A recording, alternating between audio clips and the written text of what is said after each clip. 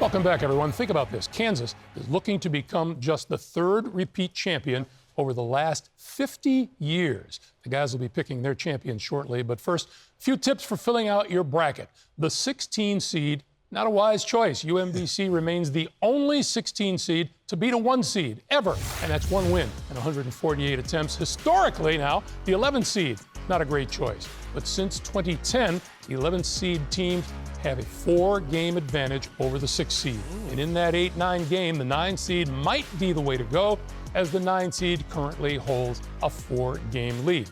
Now, one more look at the bracket, starting with the upper left, where Alabama is the #1 overall seed. Seth, what catches your eye? First of all, the number one thing to doing well in the bracket is not following my picks, okay? So I'm just saying this because this is the region where you want to pick some early round upsets. I got Charleston and Furman moving on toward us in the hair games. If either one of those teams gets to play Alabama, and I think it's going to be Charleston, first one to 120 wins. And then I also like UC Santa Barbara. I think they get to the Sweet 16 as well. But then we got some chalk. I think it's Arizona and Alabama in the end. What do you see, Jay? All right, you know I like the coaching matchups. And when Virginia gets in the tournament, they rely on Tony Bennett and their style and their efficiency, their intelligence. So, of course, they get matched up with a team. Bob Ritchie does the same thing. Right, exactly. And they're an older team. So that's going to be a really tough matchup for Virginia.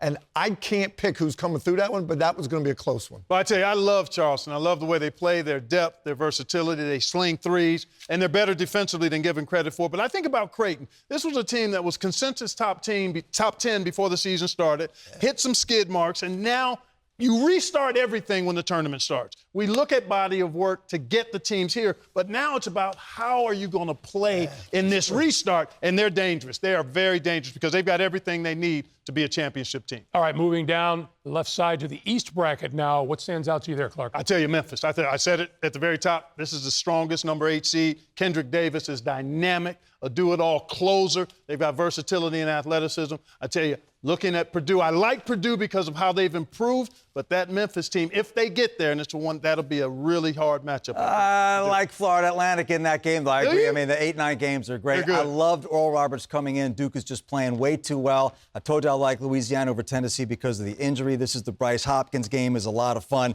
And by the way, all this gets settled in Madison Square Garden, where Marquette just had a pretty big week. So let's see if that plays itself out. All right, let's hop over to the right side of the bracket now. Top side, Jay, what do you see in the Midwest? I'll tell you what, this Iowa-Auburn game is going to be awesome. This is going to be a big-time game. And as I said earlier, that could give Houston a really difficult second-round game. And I also like Indiana getting through here maybe to the Sweet 16. Yeah, Xavier's a team that I've had my eye on all season long. High-octane offensively. They lost Zach Freemantle. That gives them a little bit of an issue, but they've become a little better defensively of late, despite the loss to Marquette in the Big East Championship game. So this is a team that I would keep an eye on in this bracket. Okay, now to the bottom right, which has Kansas as its top seed. Seth, any upsets in the making? Upsets? I've already lit myself on fire here. I love this game. I almost want to kiss the screen. I do think UConn prevails, but I guess as an upset, it won't be a huge upset. I love VCU in that 12-5 game. I just love their vibe and how they're playing. And I mentioned about hopefully Gonzaga, UCLA. Gonzaga, this huge under-the-radar sleeper as the number 3. Great call, very Seth. dangerous. I agree with you. Especially being out west, Gonzaga being in Las Vegas. I love their chances there. I'm with you on that Gonzaga deal because Mark Few he's going to like this situation sitting back here. But I think they're going to get through to the Final 8, and they're going to get matched up against Kansas. And I think that Final 8 game, the winner of that game, I would pick for my national champion. Wow. All right. All right, guys, moment of truth. Now, Clark hasn't just been ruminating on this all day long. This has been weeks in the making. Years. Who's your Final Four, and who wins it all? Well, I tell you what, I look at the South, and I've got to go Alabama. I mean, clearly that team has played at a high level. They win multiple ways. In the Midwest, in the East, I've got Purdue. And then in the Midwest, I'm going Xavier and Gonzaga. I like the fact that they aren't a 1 seed as they've been in multiple tournaments in recent years, and they've got the kind of team with Drew Timme leading the way that could get it done. I like Gonzaga to make it happen as your national champion. Wow. Seth Davis. Special K. I have new respect for you. All right. This is my 4. Alabama making their case. This breaks my heart to do this to Purdue fans. I'm almost rooting against myself, but I love the Marquette versus Purdue speed matchup here. And I do think that Texas, first of all, Houston has the Sasser injury, but Houston likes to out-physical teams. Texas can play that way. I think that's a comfortable matchup. I'll take the Longhorns in the final game. I'm straight up chalk. I know I did a lot of upsets, but I will take the Crimson Tide of Alabama to beat Kansas in the national championship. You know what we call that? Talking out of both sides of your mouth. Yes, that's called the Seth Davis method. And I think I retired intelligently because I have the same as Seth. I Wow. can't believe it.